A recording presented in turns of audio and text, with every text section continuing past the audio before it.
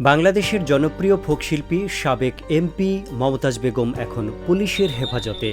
Hawker সাগর হত্যাকাণ্ডে তার নাম উঠে এসেছে মামলার এজাহারে। ঘটনা শুরু হয় মিরপুর 10 নম্বর গোল চত্বরে, যেখানে গত বছরের জুলাই মাসে ছাত্রদের আন্দোলনের সময় হকার মোহাম্মদ সাগর গুলিবিদ্ধ হয়ে প্রাণ হারায়। তারপর কেটে গেছে মাসের পর মাস, তবে থেমে থাকেনি তার মা বিউটি আক্তারের আকুতি।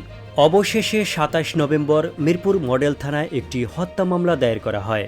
মামলার 49 জন নাম উল্লেখ করা হয়, আর সেই তালিকায় রয়েছে মমতাজ বেগমের নামও। 13 মে মঙ্গলবার ঢাকা মেট্রোপলিটন ম্যাজিস্ট্রেট মোহাম্মদ জুয়েল রানা 4 দিনের রিমান্ড মঞ্জুর করেন মমতাজ বেগমের বিরুদ্ধে। এখন চলছে জিজ্ঞাসাবাদ। প্রশ্ন উঠেছে, সত্যি কি এই হত্যাকাণ্ডে তার কোনো ভূমিকা ছিল? আমি দেশ বিদেশে ঘুরে ঘুরে জয় বাংলার গান গাই, আমার নেত্রী শেখ হাসিনা। জনপ্রিয় এক শিল্পী, এক মা, এক রাজনীতিবিদের বিরুদ্ধে এমন অভিযোগ কি বিশ্বাসযোগ্য, নাকি এটি রাজনৈতিক প্রতিহিংসার ফল? সম্মানিত দর্শক, এই ঘটনার পিছনে আপনারা কি দেখছেন? আমরা ট্রেন্ডিং টপ নিউজ থেকে আপনাদের সামনে তুলে ধরব পরবর্তী সব আপডেট। আর হ্যাঁ, প্রতি শুক্রবার আপনাদের কমেন্টের আলোকে থাকছে বিশেষ প্রশ্নোত্তর পর্ব। আপনারা মতামত দিন, হয়তো আপনার নামই উল্লেখ করব আগামীর ভিডিওতে।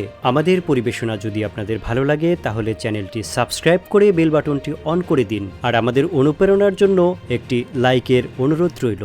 সংবাদের গতি যখন থেমে যায়, মনটা খুঁজে ফিরে একটু প্রশান্তি, একটু উষ্ণতা, ঠিক তখনই পাশে থাকবে হাংরি মাইন্ড, ক্ষুধার্ত মন ফেসবুক পেজ এবং ইউটিউব চ্যানেল।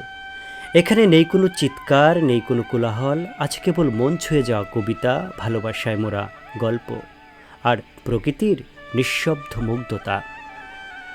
যদি কখনো মনে হয় হৃদয়টা কথা বলতে চাইছে, তাহলে একবার এসো, এই ক্ষুধার্ত মনের ডাকে সাড়া দাও।